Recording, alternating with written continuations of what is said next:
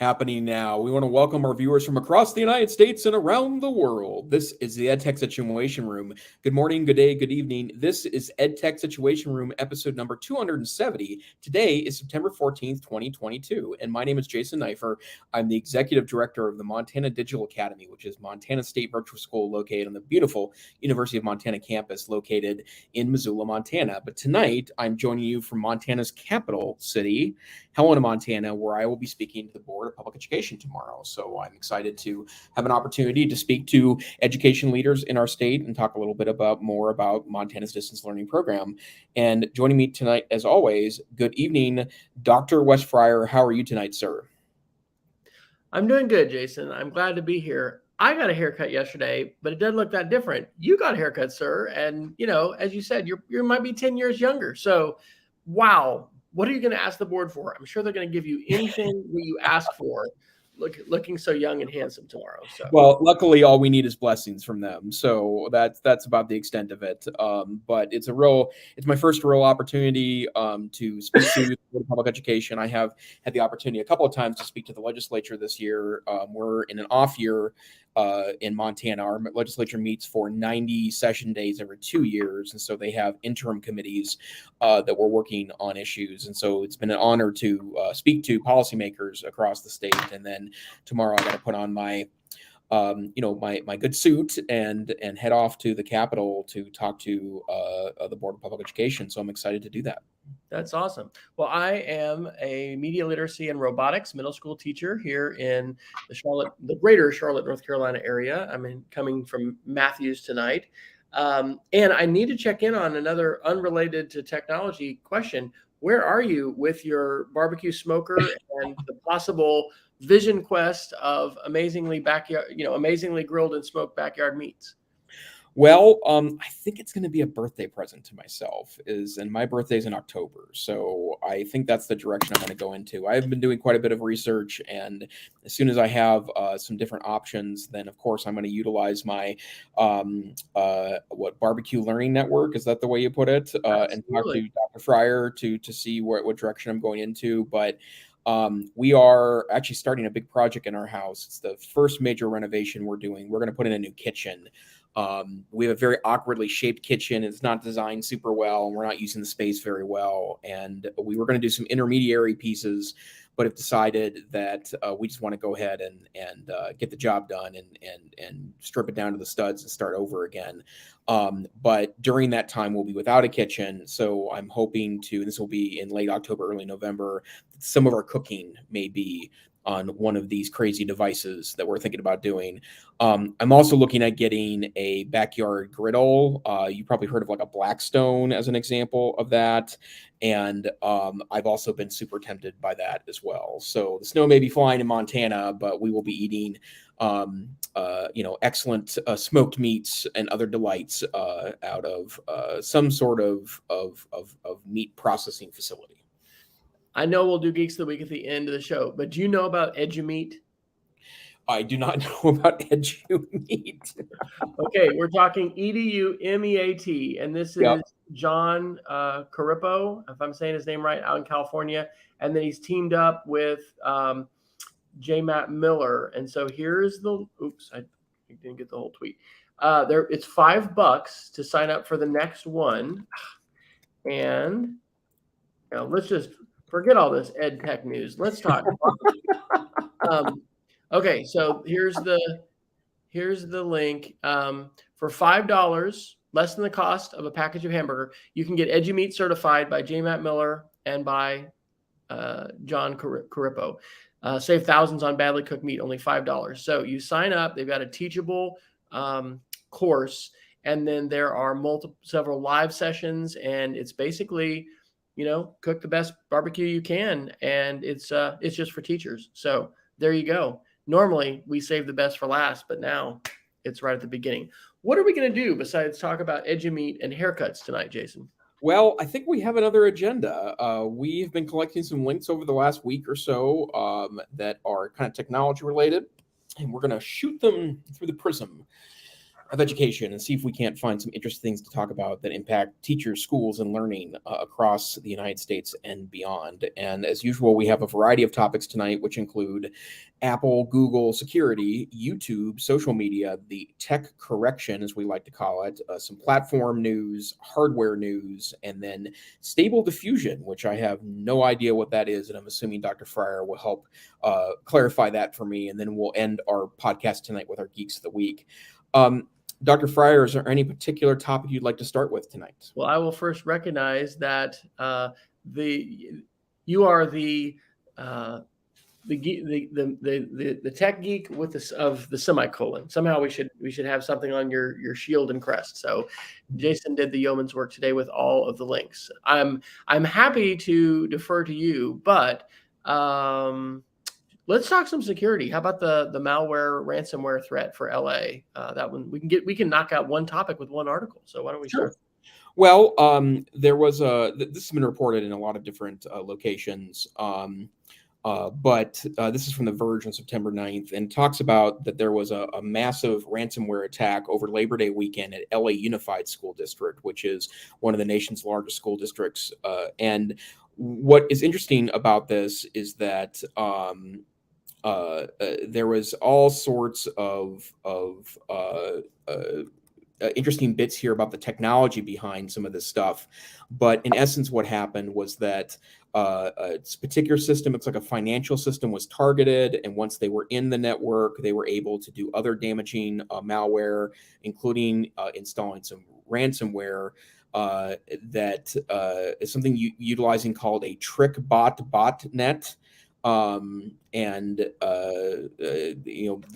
the nastiness had begun. And there's a couple interesting things in the article. The first one was that there are some tech directors in smaller districts in the region that said that they were surprised that LA Unified was targeted because they tend not to go after super large school districts because they tend to be more secure. There's a perception that they're more secure. They have more security staff, and yet this happened anyways. But also, and I've seen references to this in literally dozens of articles over the past 6 weeks, schools are absolutely at the top of target lists. We've talked about this a number of times. We also had some conversations about this pre-COVID, about some Montana districts that are targeted. And the bottom line is that schools remain a very attractive target to scammers because the information may be relatively low value, but it's the kind of information that causes all sorts of FUD, fear, uncertainty, and doubt. And if your kids' grades end up getting posted to a website, or you get targeted by text messages with you or your kids' personal data, that's going to raise some attention and create all sorts of in regards to perceptions of community schools. And that's a reason why some of bad actors are targeting schools. So it's not too much to have drills related to cybersecurity. It's not that much to do in-services with teachers and talk to teachers and students and parents as well about basic digital hygiene, so that you're utilizing even very basic strategy, and then starting to talk about some of the more advanced things you can do to utilize good strategies to protect yourself from this nastiness.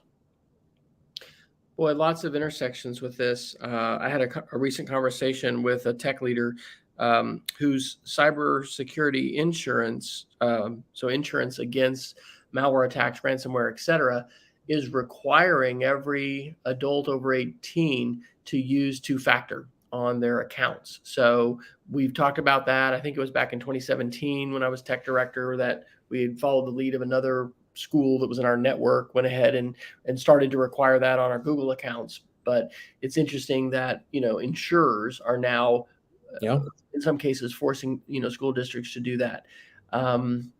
I'll talk a little bit in my Geek of the Week a bit about this, but again, other conversations, the level of attacks, and we are vectors, meaning we are entry points into our school systems because of our email accounts. And yes, there's information and personal information and things like that, but then there's also the business office and what the superintendent in that article from Los Angeles, was very proud of his IT team because they, restored access within 2 hours of their system, which may speak to what you were saying, that large districts tend to be well staffed in terms of, capable folks that are sort of guarding the gates and able to defend. Backups are key to this. Oklahoma City had a very substantial attack that I didn't have inside information about, but knew, people that were there. It's pervasive, and it's not something that is just, oh, the IT department worries about that, or admin. I mean, these are things that we are dealing with personally in terms of malware and bad actors and folks that are trying to get at our information, get at our bank accounts. But the threat just keeps getting bigger and bigger. I really wish we were going to be able to come on the show at one point and say, folks, we've turned the corner, and now it's all the cybercrime is headed down, and all the trend lines are going in the right direction. I just don't think that is where we are going to go, and I see absolutely no sign of this abating in any way. So we know that this gets to be kind of what do we call it, beating a dead horse or something. It's probably not a very animal friendly term, but whatever. It gets old, but we might not have said it in a while, and it's just so important because this is affecting everybody. And schools will debate whether or not to test. Sometimes I know some friends who are tech directors, and they've done things like send out a fake phishing email, which is sometimes like, you have a package you need, click here, and how many people click it. And then they have a assembly with all the teachers. Look, teachers, we had 40% of you click this link, and this could have been a bad thing that compromised us. I don't know that that is a great way to spend funds and resources, but I think we can rest assured that we all are vulnerable, and the kinds of things that Jason and I talk about and try to practice in terms of auditing passwords, using long, complex, and unique passwords, and turning on multi-factor everywhere. These are things we just got to keep talking to people about. And I'm still kind of amazed at the folks that I visit with who are not yet using a password manager. And so these are all conversations we need to just keep having, because there's no sign that the threat is going to abate. And just like you said for this article, anybody can be a target. And it's not just like the small schools that don't have the staff. It's the big schools. It's the small schools. It's everybody. And I'm sorry to bring that bad news, but I think that's reality. Yep, very much true. Okay, why don't we dig into maybe a bit of a deeper topic for kind of more tech stuff. Let's talk about recent Apple news. iOS 16 is downloaded and available for iPhone 8s and above. Dr. Fryer, were you an early installer of iOS 16? I am not, but got to tell you, Jason, I'm so tempted. The carrier, promos. I mean, I have an XR. I have a 64 gig XR. I can tell you what I have now. $400. I can sell this thing for swap up maybe for 200. But a $400 carrier rebate is just incredibly tempting. So no, I did not install. Did you go ahead and do that today? I didn't, and I had a very specific reason for it, which is my one of my medical sensors, because I wear many of them now, on my body is not compatible yet with iOS 16, and so it is a critical system for me. I don't have a backup available. I guess I could get an old phone and set that up and yada yada yada, but I have did do some Reddit searching, and other users of this is a glucose monitor that I'm talking about said that they've read quite a few times that while people that have updated to the beta had a good experience with it, Dexcom the company might actually be turning off the app on iOS 16 so that you can't use it, in part because they have to guarantee a certain amount of reliability to meet Food and Drug Administration rules. So that's an unfortunate piece, because it looks like there's some great features in that. I probably will install it on my iPad, though. I'm not quite there yet. In fact, I didn't get a chance to throw that in my bag this morning before I left for Helena. But I do think that there's some. I do want to check out what that does on the iPad. Definitely. What else is going on in Apple world? Sure. Well, there's been a big controversy going on, and I guess I'm not sure if it really has much to do with education, but as both of Apple users, I want to get your sense of this. But there's been a lot of hand wringing over the fact that Apple will not adopt RCS technology, which is I hope I got that acronym right, but that is the advanced texting technology that has been largely adopted by Android. That it's an open standard that gives you iMessage-like features with regular texting. It includes things like editing text, adding emphasis to text. I believe you can also do read receipts and other things that are very iMessage-like. And Apple's refused to adopt it, saying that they already have a thing they like already. Thank you, and that there's no reason for them to do it. And it's been as pushy enough that Tim Cook, CEO Tim Cook, actually told someone, I believe it was during a live broadcast, that wanted to know when they would get rid of the green bubbles. If you're an Apple user, you know that if someone has a green bubble, it means they're not on iMessage and that they're just getting it via regular texting technology. He said, well, the best way to get rid of the green bubbles is to buy an iPhone. So it's interesting because Apple isn't the primary player with phones around the world, but it certainly dominates some markets. It's certainly dominating the United States market, and there are lots of countries where the iPhone is number one, but it's just super interesting that I'm not sure if I wish that they'd adopt RCS technology, but I guess I don't really care. Like, I feel like Apple's in the dominant position here. They've had a technology way older than RCS that does most of the features anyways. Yes, it's not compatible with Android, but so any thoughts about this debate, sir?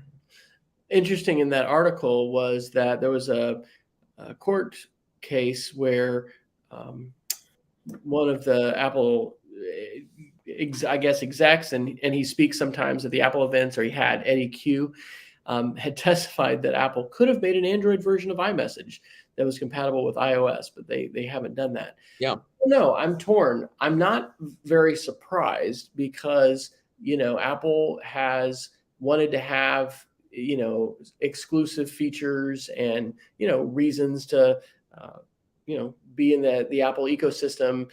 And I think that iMessage and text messaging within the iMessage environment, like, continuity, being able to have your devices on, phone, screen.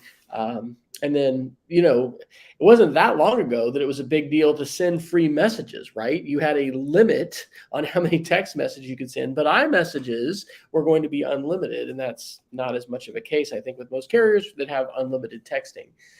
I really want to see us not only move the text messaging standard forward, but the phone standard.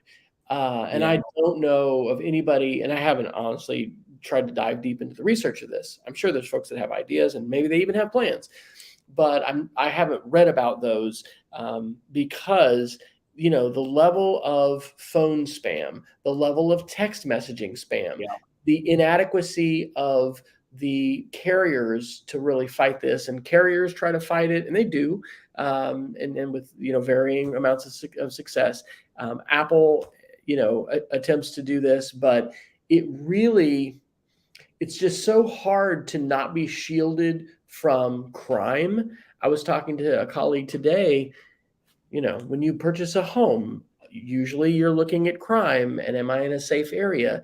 Today you basically, I don't know how we can be shielded from online crime. I'm honestly thinking about changing my own cell phone number, and I've wondered, is there a way to find out if I can get a number that doesn't get a lot of spam already? That whoever had it before didn't put that number out there. At least in changing numbers, I could disassociate myself from the number, because, like probably most people, I go to CVS, I go to the grocery store, I go to all these places. Oh yes, here's my number. Please give me the discount, etc. So I don't think Apple is going to be making or breaking that kind of a big thing, like, oh, the whole telephony system, needs to move forward. But in a way, they kind of are, because Google is trying to have a standard. The internet is based on standards, and part of the reason we can have this conversation right now and send email and all of this is because of standards and the fact that different companies and different countries end up using these similar kinds of standards. So I wonder if perhaps there's going to be at some point some regulatory intervention by probably Europe that's going to lead the United States as they have with GDPR and privacy. Maybe that's going to push this forward, but I'm not surprised that Apple wants to maintain this differentiator.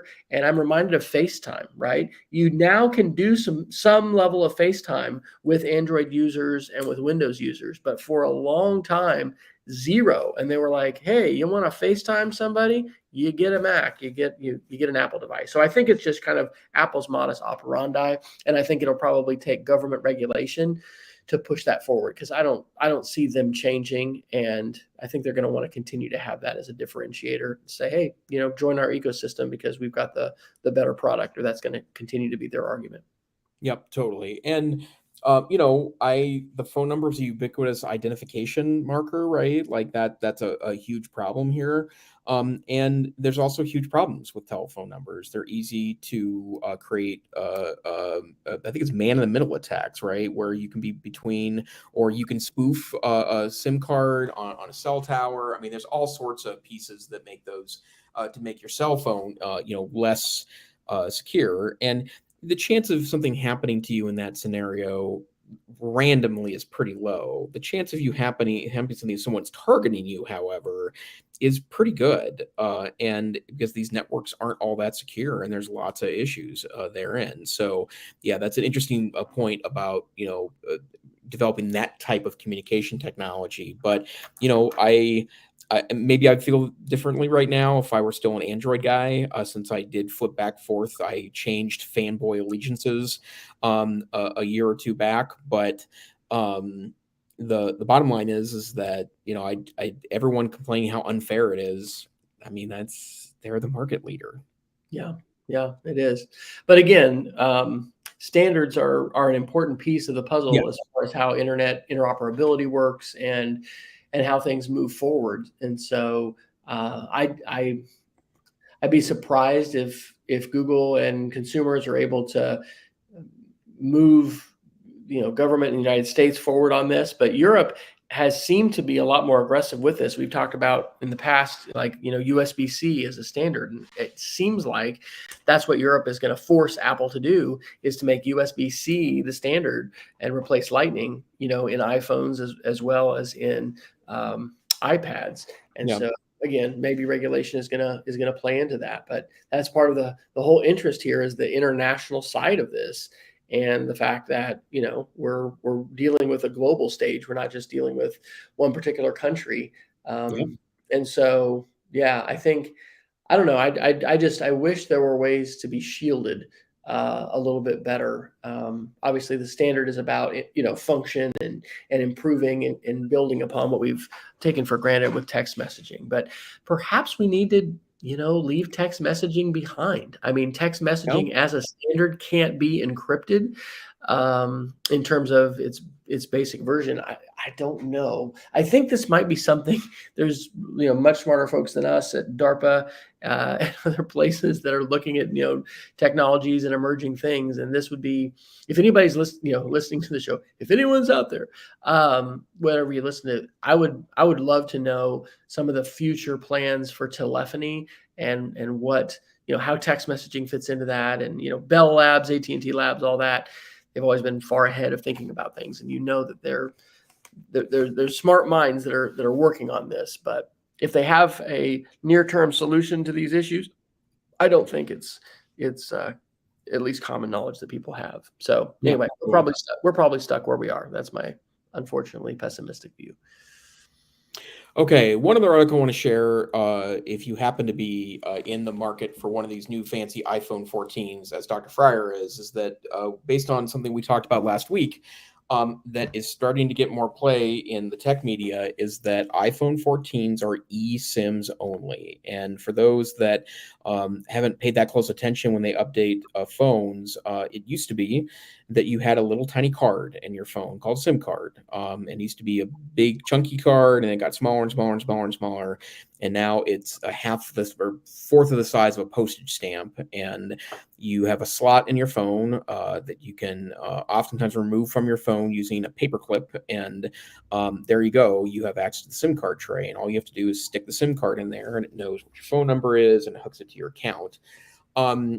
The SIM card technology has improved over the years. It's not 100% secure. There are some minor issues with the technology, but it's been the mainstay of mobiles for decades now.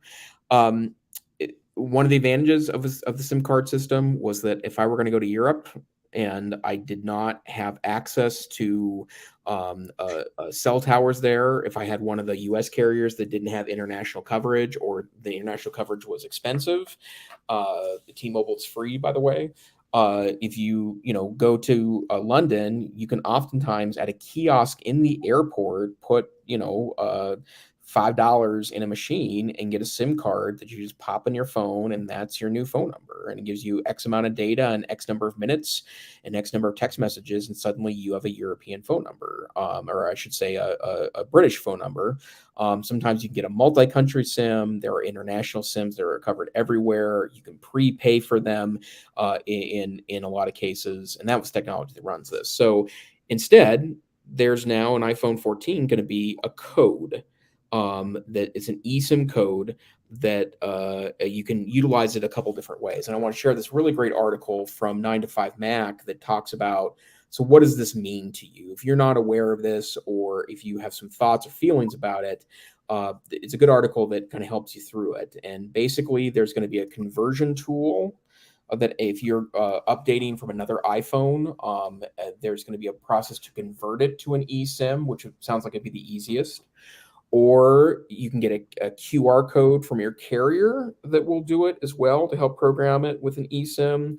Or you can convert an existing physical SIM to an eSIM with your current iPhone before you update. And so there's instructions there on how to do that.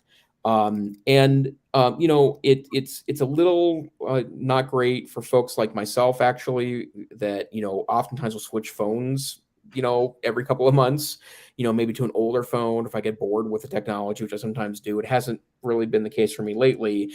It's great with the SIMs because you could just pull the SIM card out and stick it in another phone, and then your number is transferred there.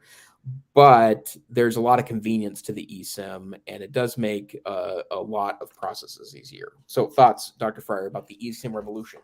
On popping out SIM cards, I think that did depend upon the network technology that you used, right? Because there's GSM. Yes.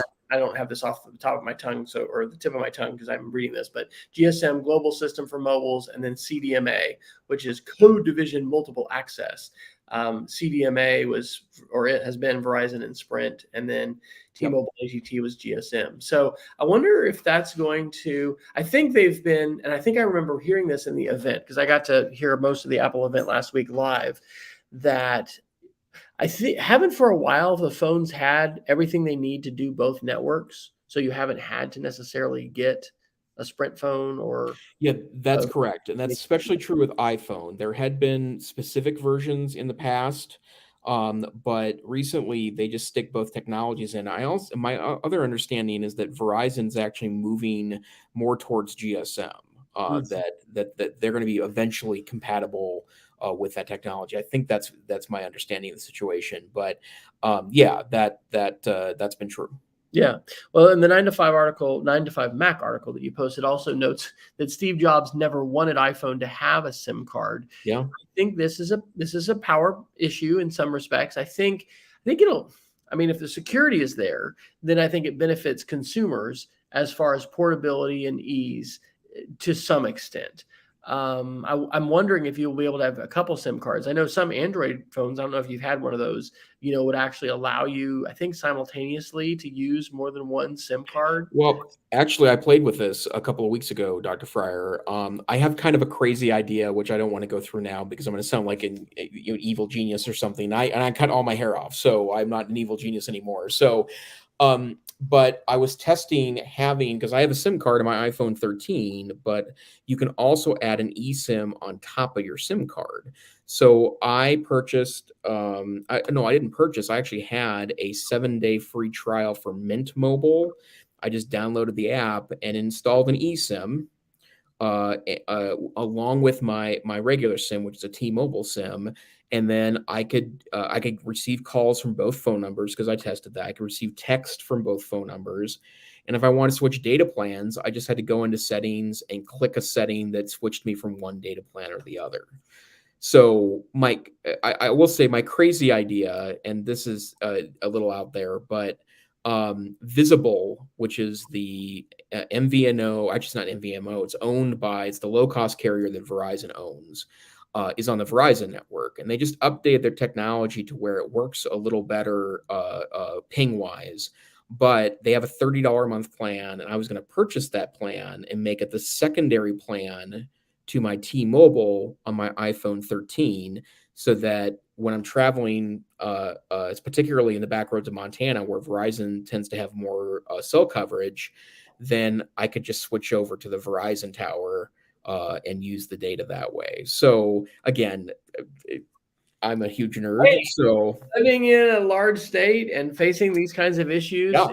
At some point, ladies and gentlemen, Dr. Neiffer will have the Starlink satellite, right on top of his car. Yeah. And he'll just be able to do that wherever. But that's pretty fascinating. I mean, I've run into that. My parents are in Kansas. That's where I grew up.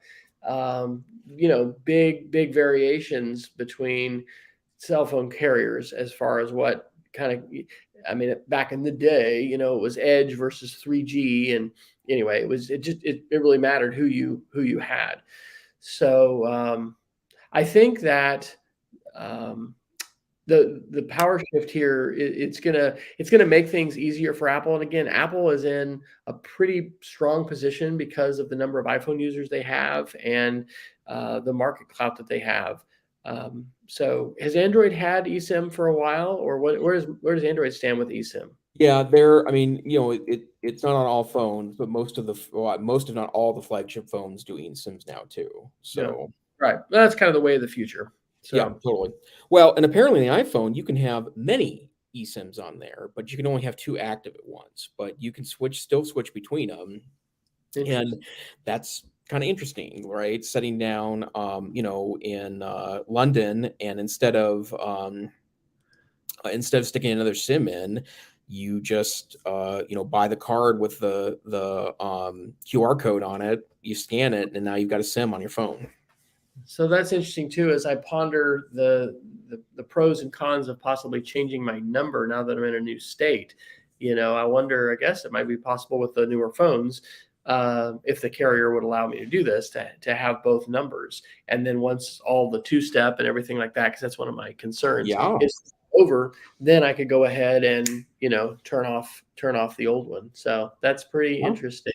Pretty interesting.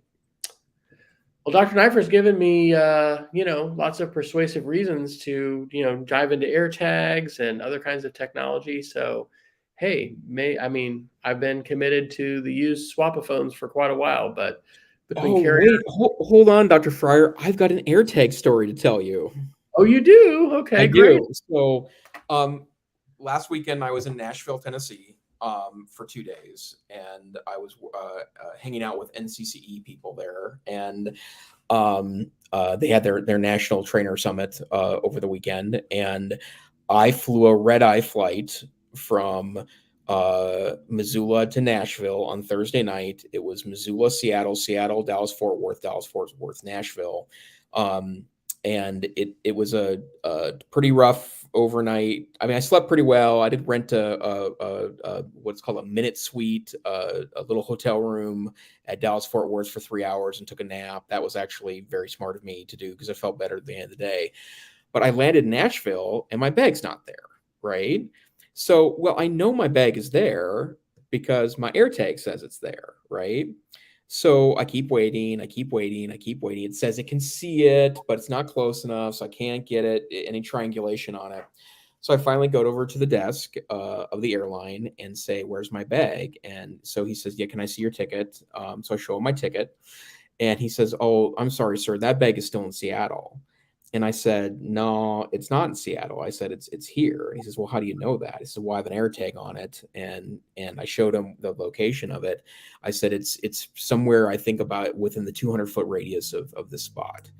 So he said, "Okay, well, give me a second." So he calls two people and finds out that an earlier agent had taken it over to another airline's desk, because that's the original airline I flew. I flew two different airlines to get to my destination. So Oh, nice. he said, "I'm so glad that you had the AirTag, because I would have just told you that your bag was in Seattle, and it could have been days before we found the bag again." Oh my gosh. So yeah, Wow. so super interesting. Air tag to the rescue. Yep, Great. $25 of pretty cool tracking technology. I think that's a good enough technology to say don't fly without it. I mean, Yeah, I seriously. think so too. Wow. Wow. That's awesome. All right. Well, do you want to round Okay, out well, Dr. more? Fryer, I think it's time, sir. I think you need to tell me what stable diffusion is. Okay. All right. Well, so kind of mind blowing, and you may have seen some videos about this. So I put the English Wikipedia article in here first. Stable diffusion is an AI technology that allows you to basically type in text and have the computer draw the pictures and do that with a lot of detail and kind of amazing and uncanny, not only accuracy, but also like sort of creative savvy, like to know kind of what as a human, you might find artistic and interesting.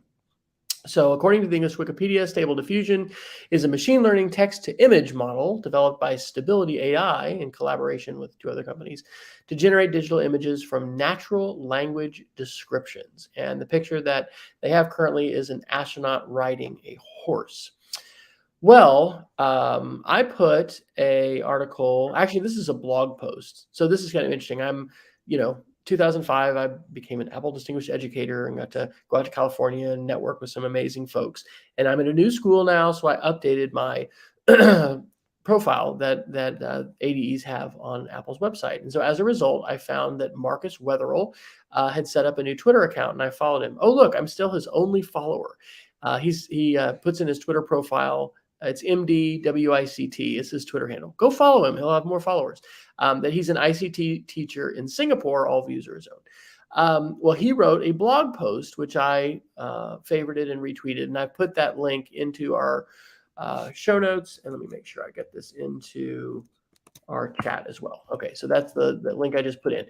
It shows two pictures. Hey, and by the way, Jason, this is Seattle. So here, NCCE. This article on his website, andys.page, is a wonderful walkthrough of what it's like to with natural language, describe a scene and then iteratively create. Well, and I guess also I should say, no, I guess that was it. He did some drawing, but then he had the image software improve it. Okay, so basically what he wanted to do was create a sort of a sci-fi, how does he describe it? A massive alien object hovering over a long abandoned Seattle with a burning orange sky and buildings overgrown as nature reclaimed the city. So if you scroll through this, it's going to talk exactly about how he did this. Now, in the world of deep fakes and all this is some pretty incredible technology. And I have seen a video on YouTube. I don't think I put this as a Geek of the Week, but there are folks getting access, and I think one of my middle school students actually applied to get access to this and is able to use it. Okay, so we have an actual article from Ars Technica. Actually, I have two from today. China's most advanced AI image generator already blocks political content. So this technology is allowing anyone with access to the software and then the hardware that is able to run it to type in descriptive words in natural language and then have that image created. Well, China has already had its version of this modified so that, quote, political images that mention Tiananmen Square, that mention other kinds of sensitive locations. Of course, if I say them out loud, I mean, I just said Tiananmen Square. The Uyghurs in Western China, they're a persecuted group. It's not he who should not be named, but there are words that may not be said. We can't say that the war in Ukraine is a war in Russia. Otherwise, President Putin is going to throw somebody in jail. And in China, you can't say these things, or you may be, disappeared and sent to a re-education camp. So the Great Firewall of China continues to expand, and the AI generation software that's being used there already blocks political content. And I thought that was notable. But the last one under here is actually for us as Apple M1 Mac users. And this is from a source which I'm actually not familiar with called CDM. But this was from yesterday. It says, locally sourced, you can now run Stable Diffusion AI art generation on your M1 Mac. And no, I have not tried this yet. In fact, I think maybe I have compiled something once from GitHub with a friend's help or something, but like I don't roll with that kind of thing. Just like, oh yeah, this is a GitHub thing that I follow, and I compile things. I download installers and am less of a savvy development type to do that. Hey, good news actually. You don't. There is, I'll put the link here in private chat, or no, I'm sorry, in our notes. They have a compiled version. They do have a compiled version. Okay. The article says that, well, I've been talking to my kids about this, and I'm excited. Hopefully I'll get to share in a few weeks. When I went to the Atlas conference in Orlando in May, there was an amazing session that showed how you could use a free Google tool to train with your voice, to create your own data set, to make your own machine learning algorithm. And it's incredible. And it shows how easily biased systems are based on their data sets.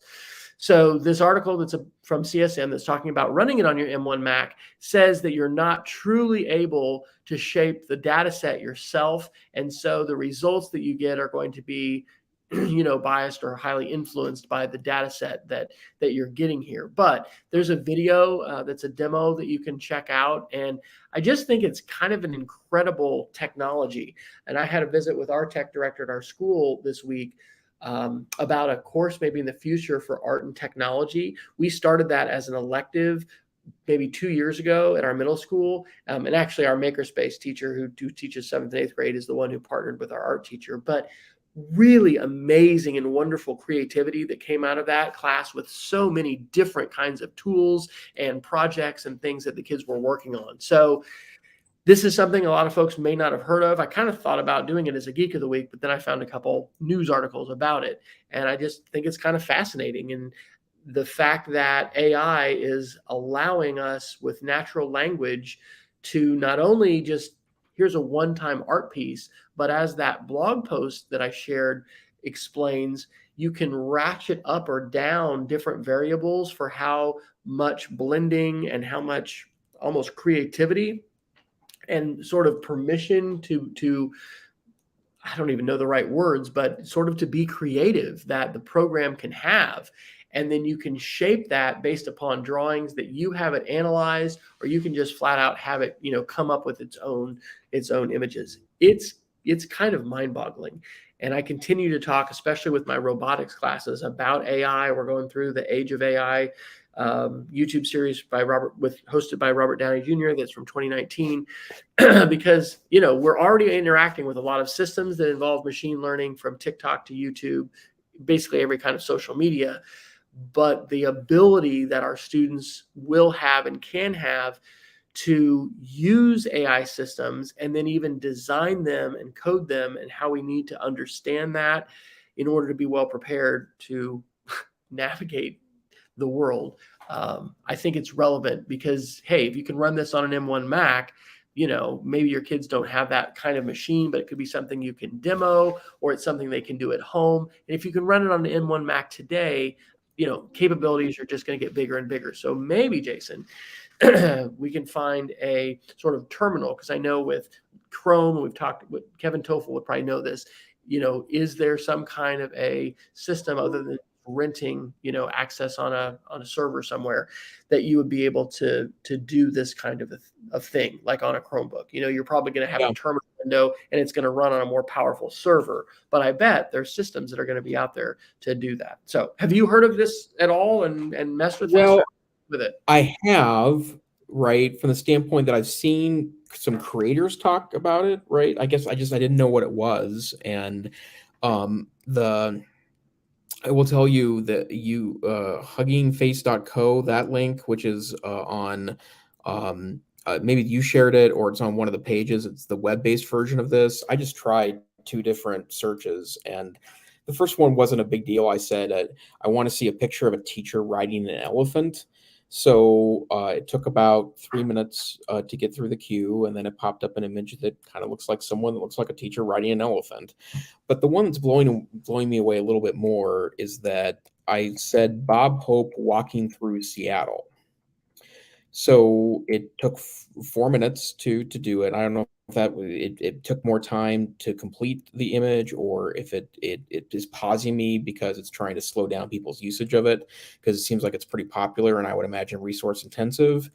None of these are pictures of Bob Hope, but they look like Bob Hope, and he's in modern Seattle, and it's a little mind blowing.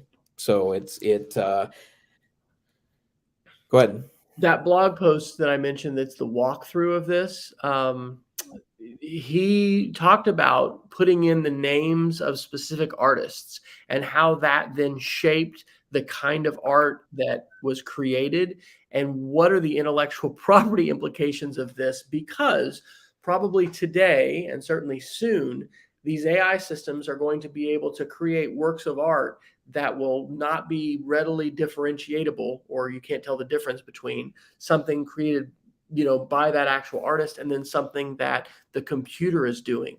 And the whole idea of the thing I'm loving about it, and I think it's awesome you were just able to run some of these, because I haven't dove deep into it, is the chance for students. This isn't just something we have to share and say, and oh, isn't that cool? No, let's do it. Let's play with it. I actually used Akinator, because didn't I share that one as a Geek of the Week? That's the one where it asks you yes or no questions. You think of a character or an object. Oh, yeah. Yep. And actually, one of my students pointed out there's a slider to hide or show sensitive content, which means, M for mature, not appropriate for school.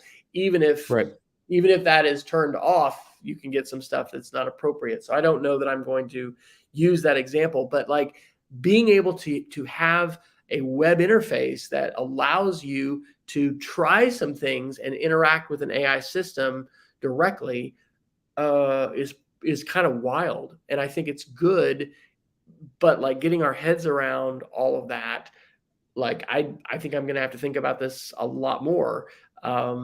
We certainly have talked about deep fakes, and we talk about politics, and oh my gosh, the next election cycle is going to be even worse, because guess what? People are going to be able to make whoever the candidate is, not only look however they want and place them anywhere they want. And we've had Photoshop for years, but with video and deep fakes, they'll be able to say things. But it's not all evil and bad.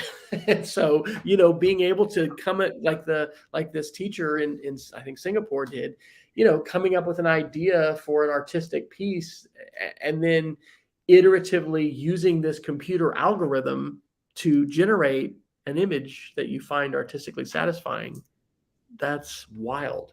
And I think these kinds of systems that are allowing for that kind of direct interaction and malleability or whatever, just being able to play with it.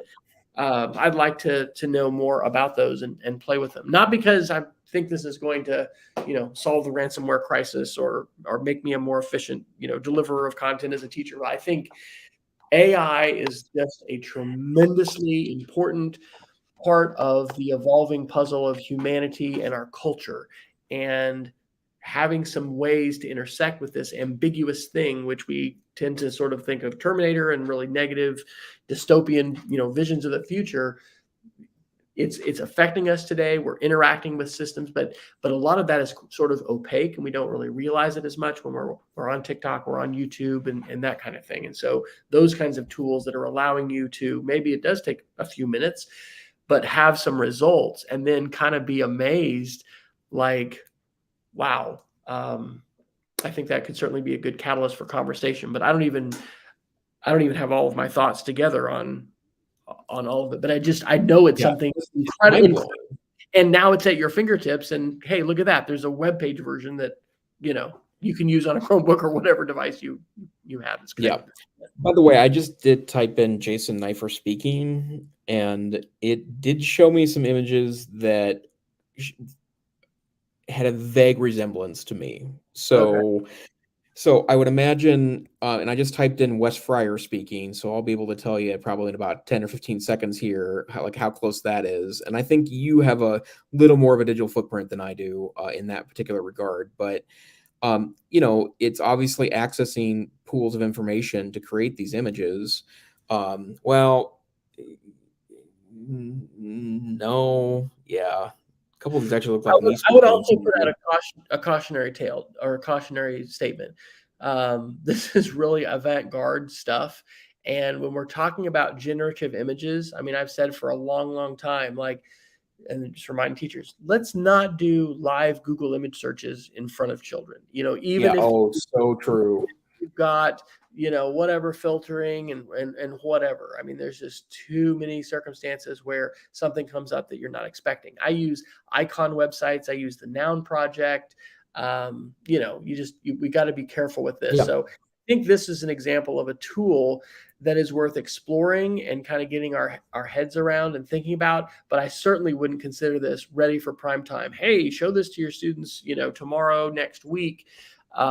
Because I have no idea what it's going to generate. And if you look at chatbots and things that have been allowed to be publicly trained by data sets that come from the public, those go dark. There's some bad stuff there. So anyway, this is interesting. It's certainly on the far geek side. I mean, if you'd asked me, a couple weeks ago or whatever, I mean, even if you'd asked me earlier, about stable diffusion, I mean, I had seen some examples of this, but that phrase and that name had not registered with me about what it is. So I think it's a big deal. It's worth checking out. Maybe it's just fits in the category of that's fairly interesting, but it's super powerful. And AI we are probably not comprehending the ways in which that there's some seismic changes coming to pretty much every profession and a lot of aspects of our lives. Maybe not every aspect, but a lot of them. So, all right, there you go. Very true. All right, I talked a long time about that. Do you want to take one more article before we Geek of the Week and get out of here? It's a little late, so we technically have 8 minutes. Actually, it says we've been on for 52 minutes, so we're okay.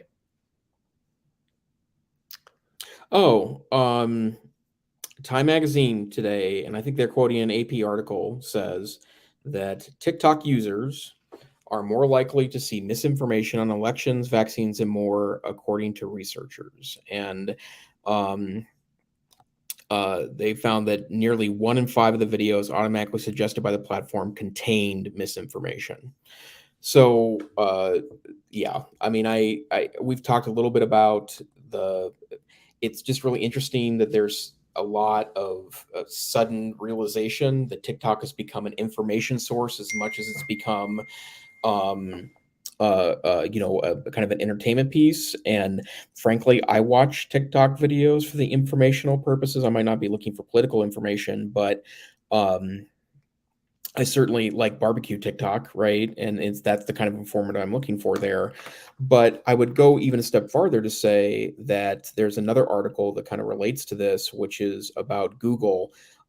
This is from Vox on September 6th. Sundar Pichai, who's the CEO of Google, says that the world says that Google doesn't really have a real competitor. And he says, we very much consider Google to be a competitor. I'm sorry, TikTok to be a competitor, and that it's a place where people are going for information now. And if Google's telling you that, and I think that they're spot on, that we need to be thoughtful about that. Now, does that mean we should be, TikToking in the classroom? Well, I think there's enough sketchy stuff about TikTok that, you don't want to be real careful to use it for anything, very serious. But more importantly, we do need to be talking about, like, even if they are using TikTok for search, you still have to verify it. right? Like good media literacy is a really important part about how this might work. We're doing a sketch note this today or tomorrow in class. It's a wonderful crash course on what is it called? Navigating Digital Information crash course. It's a PBS Studios by John Green, and it's called Using Wikipedia. And the information is so fast, and we're pausing it and we're to try to sketch note it. It is. I just don't think that we have a really good way to deal with the onslaught and the flood of information, and the fact that TikTok is China based. I mean, we've heard different both politicians as well as government officials basically try to dissuade folks in the United States from using TikTok at all. And there were, talk during the Trump administration of TikTok, wild things happening, the sale of it, and just the banning of it, and these kinds of things. But I don't know. I just think we're in for some wild times, because we recognized over time that Google has a huge power over society overall because of the search results that it shows. But I think we've felt better about that, knowing they're based in the United States and Silicon Valley and whatever. But as TikTok is ascendant, and yes, it's China that's just, making these kinds of decisions about what's going to be shown and what's not. It's going to be fascinating to see how they respond to political disinformation, if people are able to manipulate that platform, and how the United States responds. And it's a real Wild West. And the thing that's also like you said, I don't think teachers should be creating instructional videos and putting them on TikTok for students. I don't think we should be doing that. I've actually talk to my kids about cooking videos that I do, and I've shown them, my Cook with Wes, TikTok. Is that okay? I think that's probably okay, but there is just no telling what folks are going to encounter there, and it's kind of like the AI stuff. I feel like as teachers, we have responsibilities to be playing with media, to be involved in using these platforms, and to try to, stay abreast of where literacy is, where communication is, and all those sorts of things. So those are fascinating articles. And yeah, when it's like sort of, what was that? When E.F. Hutton speaks, people listen. When Sundar Pichai speaks, people should listen. The CEO of Google. I think it's going to be interesting to see the role that TikTok, especially because of its Chinese ownership, plays in U.S. politics and elections. Because who would have thought, who would have thunk, but whoever it is in the TikTok organization or the government of China, as we see them continue to exert influence over all of this, they're going to potentially have a substantial influence on U.S. elections, and hopefully not results. But it's a fascinating thing when these technologies are ascendant and so many people are getting their information from those sources, which are gatekept in different ways. And I'm thankful that they are, because I don't want an onslaught of sewage, which would ensue if there was absolutely no gatekeeping to the content. So wild. Yeah, totally. Okay. All right. Shall we geek of the week it? Yeah, I just have a quick one. I'm now starting to fly places again, so it's a kind of a big deal for me. My wife and I are going to take a vacation in November by airplane for the first time. Thank goodness for good quality N95 masks. But it's been a while since I had status on any airline, so I've been having to book the regular folk seats in the back of the plane. And even if you can't afford to get into premium comfort, is what it's called on some airlines, or be able to hack seats otherwise, you can sometimes get a slightly better seat because the airplane, right? And that's exactly what the whole element behind Seat Guru is. It's now it's been around for a long time, but you basically put your flight information in. It tells you what kind of plane you're on, and it tells you what the best seats on the airplanes are, even ones that are not in a premium class. So I am a bit of an airline geek myself, so this is pretty geeky stuff, but I guess not a surprise coming from me. So, Seat Guru, Wes. That's awesome. All right. Well, mine, I will call an online safety tip. And I actually posted this to Facebook today, and I'll put in the link to the Twitter thread, which I created, which, by the way, is an excellent. We sometimes will say, oh my gosh, you can't have conversations. Conversations is a different thing, but when you want to share more than 240 characters, a Twitter thread works because you reply to the last tweet and you can create this chain. So my online safety tip is if your bank calls you alerting you about fraudulent charges on your account, hang up immediately. Dial the bank yourself with a verified phone number you know is correct. Don't give them information, just hang up. Recognize that cyber criminals can actually spoof the number of your bank. And so this is a type of spear phishing. So sometimes when, spam is sent out, it's just everybody, hey, the Nigerian prince needs your money, and everyone gets the same email. But if you receive a phone call that is from someone who knows your bank, and then they've actually spoofed the number so that you see in your contacts, oh, my bank is calling, we need people to know that this is possible. And there's probably different points of the day and just our lives when we're more susceptible to these kinds of things. We need to encourage everyone to be very, very careful because the amount of not just spam calls, but targeted attacks that are happening, because they can happen from anywhere, they can be launched from anywhere. It is a big, big problem. So there's a little bit more to that thread, but that is the gist of it. And that is your internet safety public service announcement for the day. Well, thank you, Dr. Fryer. And and I think it's important to talk about. Wes and I, we know some stuff about tech, and the attacks are becoming very sophisticated. So, have these conversations with your friends and family and tell people to be really cynical when they hear things. And, because I just don't, the social nature of how this is happening now, I think everyone is susceptible to this. So, be careful out there. Absolutely. Well, Wes, on that note, where can people find you on the internet? I'm still at wesfryer.com/after, and I have links to all of my channels there, but W Fryer on Twitter is generally the fastest way to get a hold of me. How about you? Awesome. Twitter is the place to find me too, Tech Savvy Teach. But this here is the EdTech Situation Room. We are a once a week podcast. We're on Wednesday nights at 7 p.m. Mountain Time, 9 p.m. Eastern Time, and sometime in the middle of the night if you happen to be in Europe.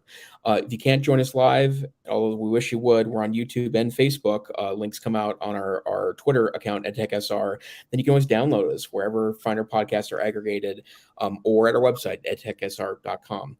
But thank you for joining us tonight. We hope you stay safe and stay savvy, and we hope to see you next time on the EdTech Situation Room. Good night. Thanks, everybody.